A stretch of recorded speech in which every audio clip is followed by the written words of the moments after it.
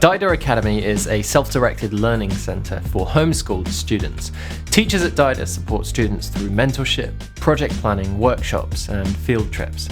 As soon as the COVID-19 lockdown started, Holly Phillips built an app to keep students connected with the school and each other. Holly started making the app on a Monday and was onboarding students by Wednesday.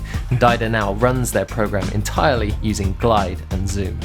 I had to I was asked to create whatever our virtual program was going to be. So converting that one-on-one mentorship, those like virtual clubs, and all of that into an app. So it was a lot because you're asking for like a scheduler, a task manager, like social online community, and like virtual classrooms all in one. Being someone who's not super versed in development, Glide was kind of a good solution to be able to do all of that really quickly. Yeah, so what's really cool is I'm able to iterate continuously on the app and create new things. So right now our students are asking for a social media feed feature. So that's what I'm going to be working on next, in addition to notifications for when the clubs happen. So you can link Zapier with Glide. And so I'm using that in a way to send kids notifications when clubs are. And those are the two current things I'm working on to help bring the kids next.